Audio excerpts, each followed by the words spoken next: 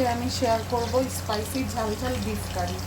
যারা আমার মতন বিফ মানেই ঝাল ঝাল একটি কারি পছন্দ করেন তাদের জন্য আজকে রেসিপিটি একদম পারফেক্ট রেসিপি। এর জন্য আমি নিয়েছি পরিমাণ মতো অয়েল দিয়ে নিয়েছি পাতিলে। তারপরে আমি দিয়ে দিয়েছি 2টি মিডিয়াম সাইজের পেঁয়াজ স্লাইস করে। এখন আমি এর মধ্যে পরিমাণ মতো লবণ দিয়ে দিব। এরপর আমি অ্যাড করব 2 টুকরো তেজপাতা, 3 টুকরো দারচিনি, 4টি এলাচ। এই ইনগ্রিডিয়েন্টসগুলো এখন আমি লাইট ব্রাউন কালার হওয়া পর্যন্ত ভাজতে থাকবো, তেলের উপরে ভাজতে থাকবো। 2টা পেঁয়াজ এবং 4টা কাঁচামরিচ আমি ব্লেন্ড করে নিয়েছিলাম, সেগুলো এখন এর মধ্যে দিয়ে দিব আর ভাজতে থাকবো। যতক্ষণ না তেল পেঁয়াজের উপরে উঠে আসে ততক্ষণ পর্যন্ত মিডিয়াম আঁচে ভাজতে থাকবো। এভাবে তেল উপরে উঠে আসবে যখন, তখন এর মধ্যে 1 টেবিল চামচ রসুনের পেস্ট ও 1 টেবিল চামচ আদা পেস্ট দিয়ে আরও 2 থেকে 3 মিনিট ভেজে নেব। এখন আমি এর মধ্যে দিয়ে দিব 3/4 টেবিল স্পুন হলুদের গুঁড়া, টেবিল স্পুন ধনিয়ার গুঁড়া, 1.5 টেবিল স্পুন মরিচের গুঁড়া।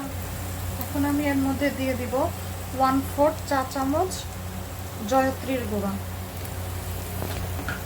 আর 1/4 চা চামচ জয়ফলের গুঁড়া, শুধুমাত্র সেন্টের জন্য। এতে মাংস তরকারি থেকে খুব নাইস একটা স্মেল আসবে। এখন আমি এর মধ্যে দিয়ে দিব 1/2 টমেটো স্লাইস করে রেখেছিলাম, সেই টমেটোগুলো।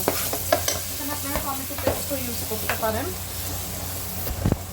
এখন এর মধ্যে পরিমাণে মশলাটা কষানোর জন্য অল্প পরিমাণে পানি অ্যাড করবেন, খাবার পানি। এখন মশলাটা কিছুক্ষণ কষিয়ে নিব। মশলা খুব ভালোভাবে কষানো হয়ে গেছে, দেখেন ভিউয়ার্স, এর মধ্যে তেল উপরে উঠে এসেছে। এখন আমি এর মধ্যে আগে থেকে ধুয়ে রাখা 2 কেজির মতো গরুর মাংস এর মধ্যে দিয়ে দিব। চুলায় মাংস দেওয়ার 10 মিনিট পরে যখন এভাবে বলক উঠে আসবে তখন একবার এভাবে নেড়ে দিতে হবে। এভাবে মাংস ওলট পালট করে একবার নেড়ে দিতে হবে।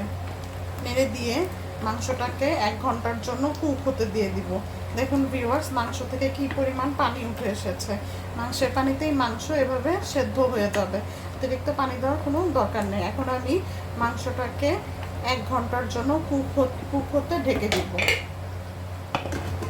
ওকে ভিউয়ার্স, এখন 1 ঘন্টা রান্নার পর মাংসগুলো কমপ্লিটলি সেদ্ধ হয়ে গিয়েছে। যেহেতু এটা বিফ কারি তাই আমি এর মধ্যে 2টা আলু টুকরো করে দিয়েছি। আমি এই কারিতে একটু ঝোল রাখবো, তাই এখন আমি এর মধ্যে ফিনিশিং টাচ হিসাবে এর মধ্যে 1/2 চা চামচ জিরার গুঁড়া,